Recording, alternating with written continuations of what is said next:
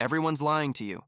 Every single person selling you a fat loss plan, the supplement company, the personal trainer with the perfect lighting, the influencer who somehow lost 30 pounds in 30 days, they are lying, and you keep buying it.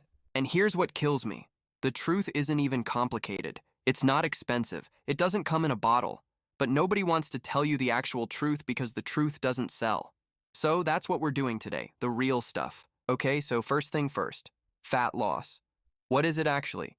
Your body stores fat because it has leftover energy it didn't use.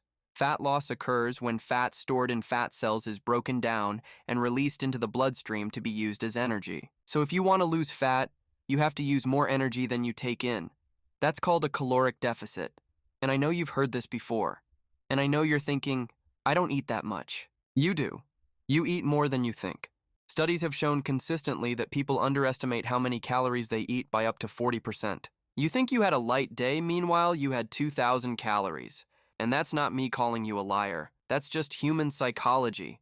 We are bad at this. So step 1, and I mean this, track what you eat for 2 weeks. Not forever, just 2 weeks. Use any app. MyFitnessPal, Chronometer, doesn't matter. Just see the numbers. Because you cannot fix what you cannot see. Now here's where people go off the rails. They hear caloric deficit and they go absolutely nuclear.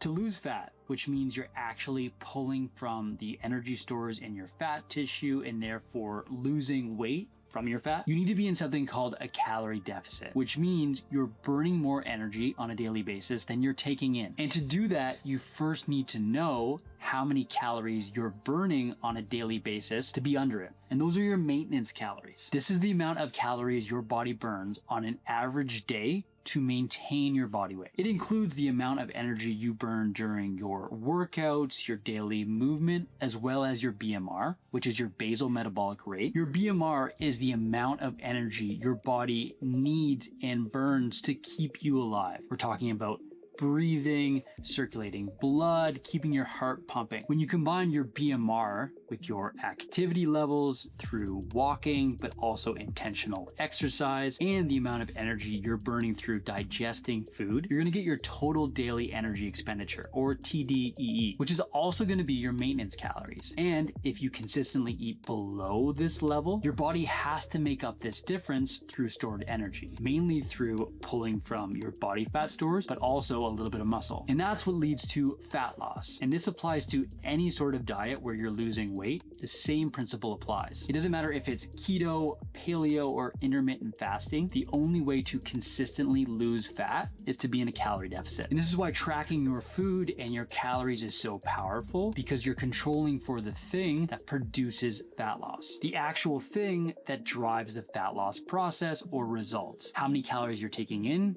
compared to how many you're burning. The diet isn't magic.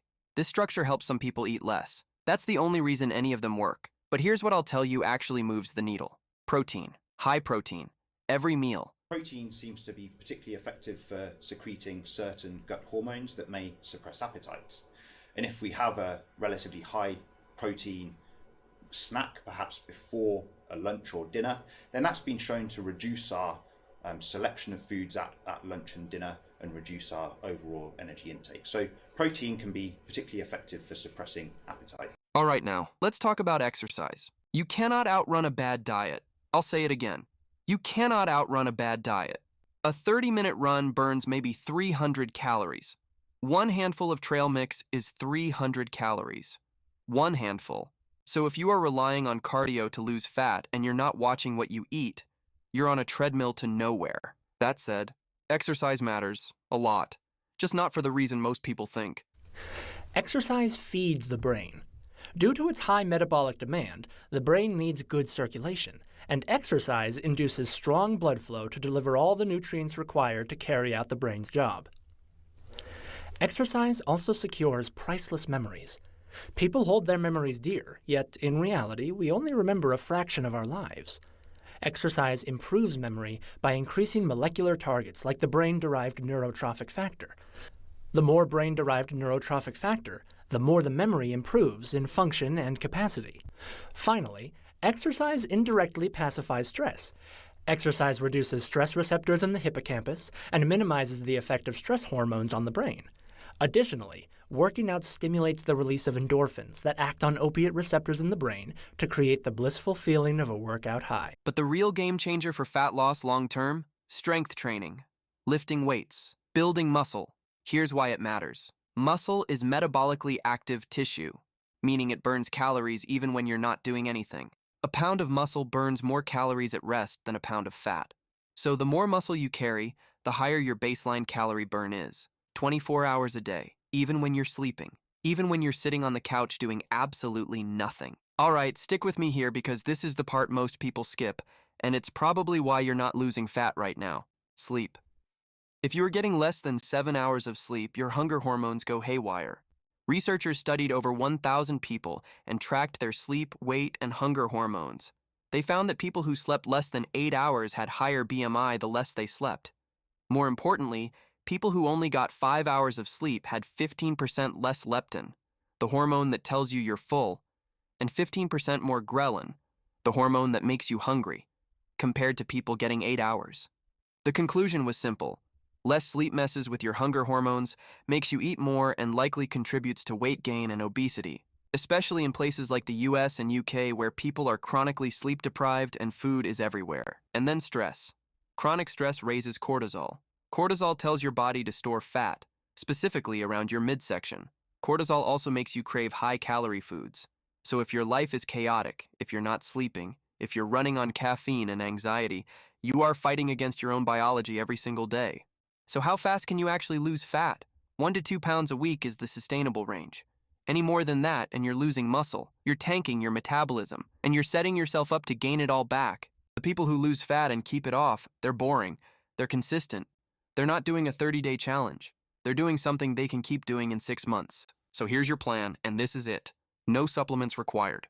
Track your food for 2 weeks just to see the truth. Eat in a moderate deficit, not a starvation mode deficit. Hit your protein every single day. Lift weights 2 to 3 times a week. Sleep 7 to 9 hours. Manage your stress like it's part of the program, because it is.